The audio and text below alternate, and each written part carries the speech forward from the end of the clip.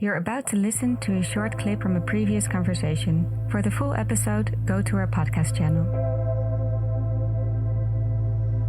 No, during my MBA, I was interested in starting a business based on some sort of ecosystem restoration.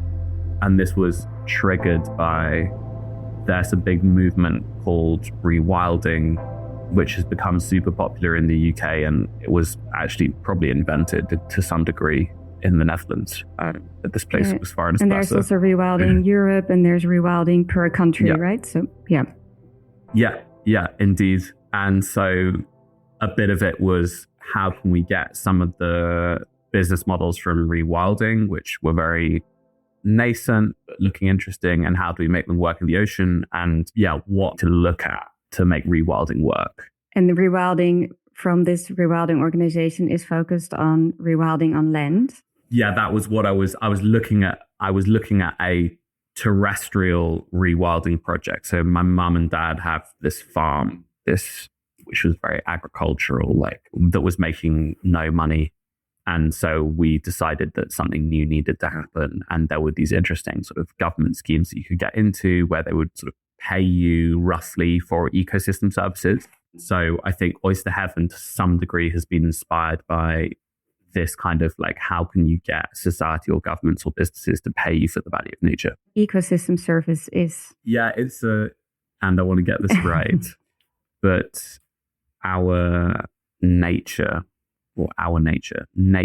very often invisible or we take for granted, like the production of oxygen from trees or the cleaning of water through bivalves, or the quality of our soil through mushrooms and mycorrhizal interactions. And many of these things, you can call them services, and many organizations or our society depend on the value of these services to function. So the North Sea, and say that all of the fish, all of the carbon sequestration, the heating that is provided by the North Atlantic drift, or whatever current is called. These are all services that are provided by ecosystems which we rely on, but because they've just been given to us for free, we kind of take for granted. Okay, so that's an ecosystem service. And then if you combine that with a conversation with rewilding or a conversation with Oyster Heaven, what is it then how do you work with an ecosystem service?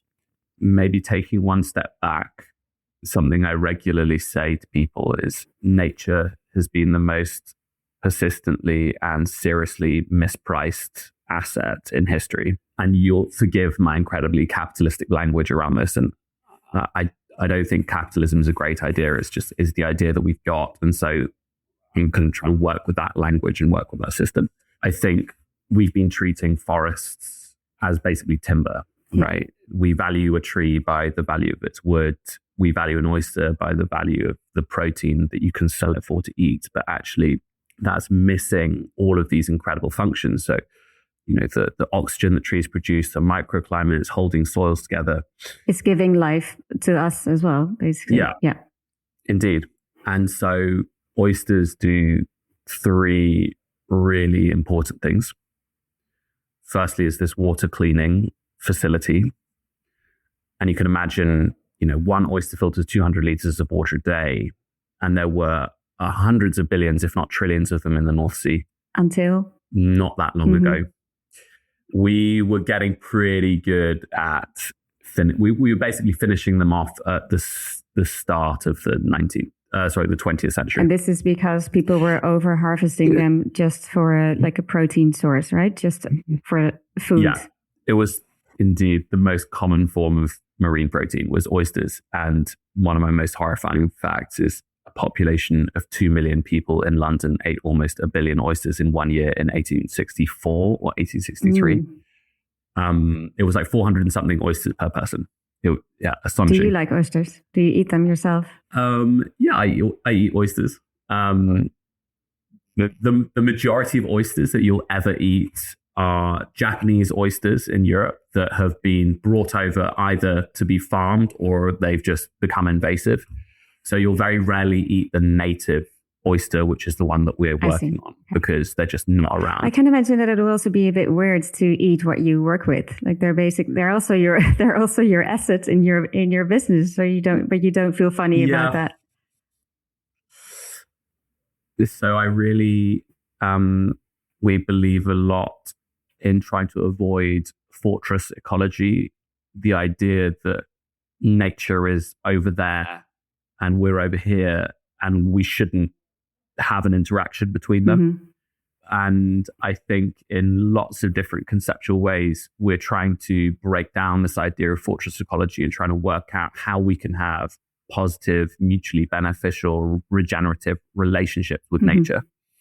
And I think that a sustainable consumption of oysters are a nature positive protein. Every oyster in the water is better for the ocean. Unlike maybe an extra cow is not necessarily better for the land. So if we're farming more oysters, there's never harm done. There's no thing as overpopulation by oysters. It will be generations and generations before we get anywhere near the possibility of overpopulation of oysters, unfortunately. And then back to the other two ecosystem services, which we think are really important. So the second one is they create these complex 3D reef structures like coral reefs, which form a home or feeding ground or nursery for hundreds of different species of fish, crab, lobster. But how do they create them? Because they have to have a surface first, like a surface that they can attach to, right? Indeed. And that surface used to just be their mums and dads. Right. Okay. So they would just settle on top of each other and form these growing reefs.